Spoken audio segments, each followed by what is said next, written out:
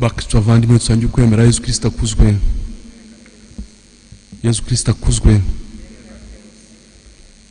Ivanjiri mwumvise ukuntu irangiye, iriya nkuru nziza. Ivanjiri ivuga inkuru nziza, ariko irangiye bari abavandimwe bo muri cya gihugu cya Gadara, aho kwakira Yesu bamusabye kuva mu gihugu cyabo. Birababaje kubona abantu batakira umukiro, kubona abantu bababaye, abarwayi batakira muganga. Papa Yohani Paulo wa kabiri agitorwa, abakuru barabyibuka, aho yabwiye isi yose ababwira ko bagomba kwakira Kristo. Ati mukingure Kristo ntacyo muzamuburana, kuko yaravuye mu gihugu cy'iwabo cya Polonye, icyo gihe cyayoborwaga n'abakomuniste. Abakomuniste badashaka kumva iby'iyobokamana, badashaka kumva ko Imana ariyo itugenga, ko Imana ariyo ituyobora, bari mu bitekerezo by'uko umuntu wenyine yakuyobora kandi akicungura, bibeshya. Papa araza arababwira ati ntimugire ubwoba bwo gukingurira Kristo, ntimugire ubwoba bwo gukingurira Kristo ntacyo muzamuburana, ntacyo azabatwara muri makeya. Natwe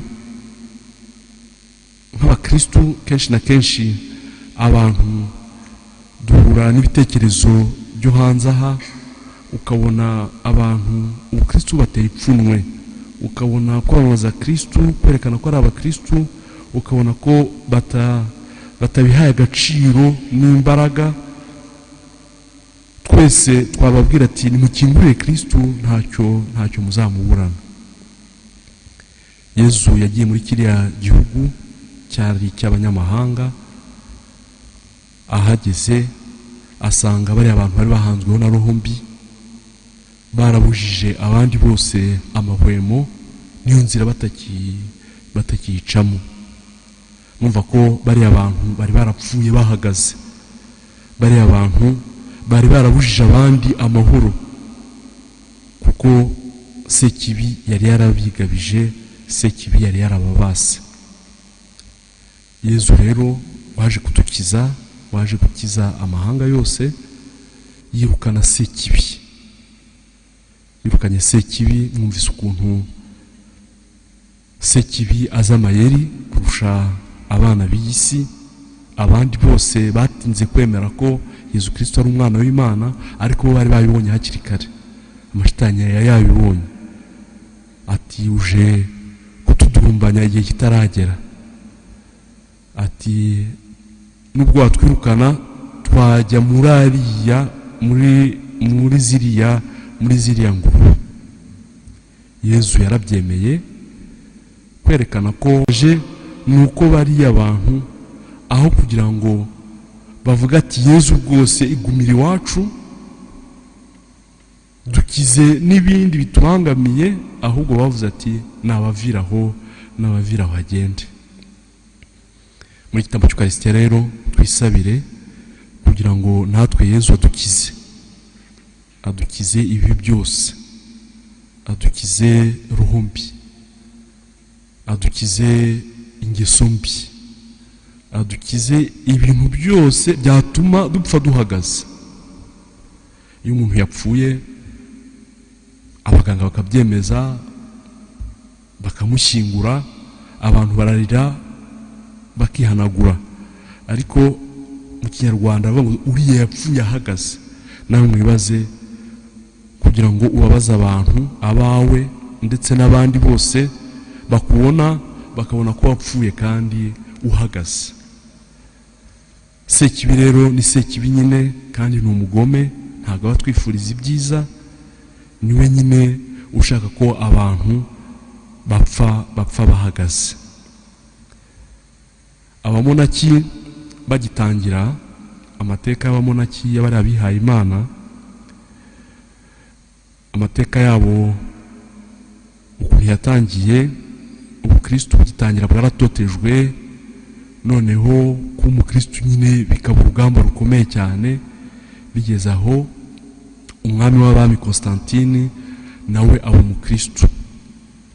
Abaye umukristo, noneho ubukristo busa nkaho bworoshye, ntibongera gutotezwa. Noneho n'abandi baba abakristo kandi atari gushaka Imana, ahubwo ari kugira ngo bamere nk'abandi, ari nk'ibintu bigezweho. Noneho bamwe muri uko kubona ko ubukristo butagifite wa musemburo wabwo na za mbaraga zabwo bwatangiranye, bigira mu butayu, bajya cyane cyane bibabaza, bigomwa, biyima, ariko noneho bahunga icyaha, bahunga ibyaha, ariko noneho nicyo kintu cyo kujya kurwanya sekibi kugira ngo sekibi bamwegezeyo, bamusunike. Bumvaga ko aho bageze, aho bashinze umusaraba, ko ubukristo bwahageze, ko sekibi yahavuye. Natwe bavandimwe twisabire, tunasabira abacu kugira ngo tuba abakristo koko, tuba abakristo.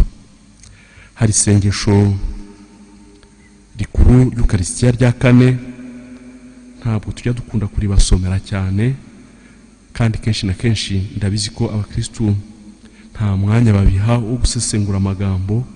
Harimo amagambo aryoshye yo kutwibutsa gucungurwa kwacu. Iryo sengesho riravuga riti: waremye umuntu umwishushanyije kandi umushinga isi yose ngo ayitunganye. Twaremewe kugira ngo isi tuyitunganye, tuyigire nziza, tuyisigare nziza. Ntabwo twaremewe kugira ngo iyi si noneho tuyisigemo akarengane, cyangwa se noneho ibe indiri ya sekibi, ntihagire n'umuntu ushobora guca aho hantu, kugira ngo igihe agukorera wowe wenyine rurema, agenge nawe ibiremwa byose. Nuvuga ko Imana yaduhaye iyi si kugira ngo tuyigenge tumeze nk'abafatanyije n'Imana, ni nako bimeze, ariko tukirinda ibigirwamana byose. Igihe kandi yanze kukumvira, akivutsa atyo ubucuti bwawe, ntabwo wamutereranye ngo ahere ku ngoyi y'urupfu, ahubwo wagobotse abantu bose ubitewe n'impuhwe zawe, ugira ngo abagushakashaka bajye bakubona. Ndetse aribyo kenshi wagiranye amasezerano n'abantu, maze ubigisha gutegereza umukiza ukoresheje abahanuzi. Bityo rero dawe nyir'ubutagatifu wakunze isi, bigeza aho utwoherereza umwana wawe w'ikinege ngo atubere umukiza igihe wagennye kimaze kugera. Yigize umuntu ku bubasha bwa Roho Mutagatifu, abyarwa na Bikira Mariya, maze muri byose agira imibereho isa n'iyacu, atigize icyo atwitandukanyaho kereka icyaha. Abakene abamenyesha inkuru nziza y'umukiro, imbohe azimenyesha ugucungurwa, abashavuye abamenyesha inzira y'ibyishimo.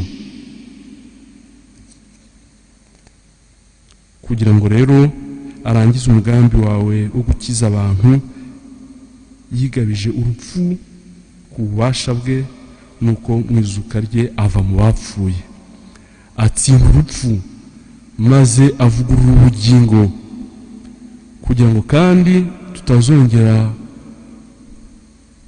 tutazongera kwikubira ubuzima bwacu, ahubwo ngo tumuharire.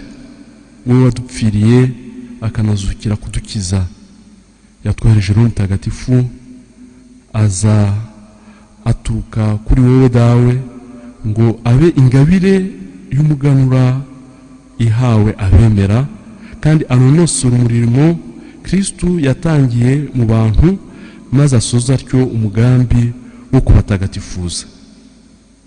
Noneho hari amagambo asoza meza cyane avuga ko igihe isi izaba yakize icyaha n'ubushanguke bw'urupfu,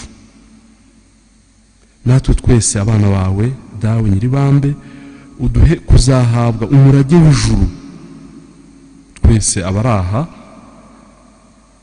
abari muri Igitambo cy'Ukaristiya, abatwumva kuri Radio Maria n'abatuye kuri Pacis TV n'abacu bose, kubasabira umurage w'ijuru hamwe na Bikira Mariya umubyeyi w'Imana, intumwa zawe n'abandi batagatifu.